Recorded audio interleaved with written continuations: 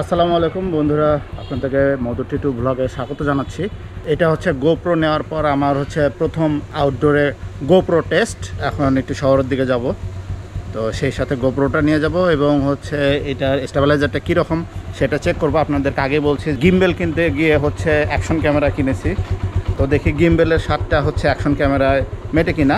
এখন গোপ্রোর যে সেটিংসটা আছে এইচডি মুডে আছে 1080p-তে, 4K-তে দেয়নি, কারণ হচ্ছে ব্যাটারি চার্জ অতক্ষণ হয়তো টানবে না, এই জন্য হচ্ছে এইচডি মুডে রয়েছে 1080-তে এবং ফ্রেম রেট রয়েছে 30-তে। আর আপনারা এই যে আমার বাইক দেখতে পাচ্ছেন, এই যে আমার বাইক, তো মাস্ক পরা হয়ে গেছে, বাইকের জন্য হচ্ছে সেফটির জন্য হেলমেট, কাগজপাতি সব নেওয়া হয়ে গেছে।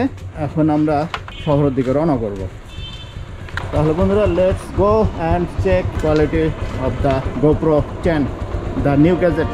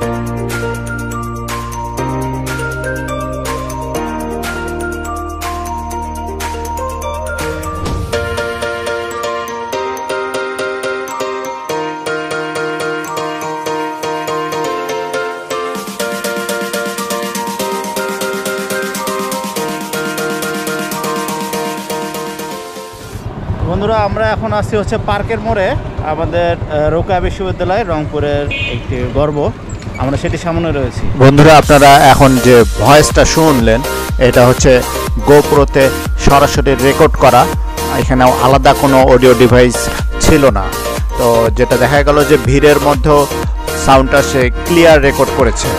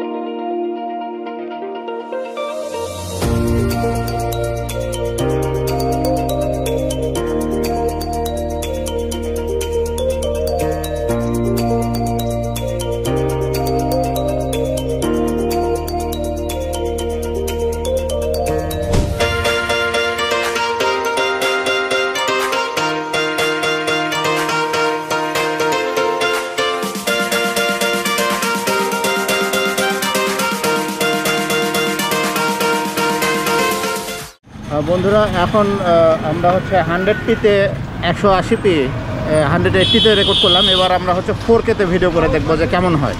এখন আমরা আসি হচ্ছে 4K ভিডিও 60 ফ্রেম রেটে, তো দেখি এই ফ্রেম রেটে ভিডিও কেমন হয়।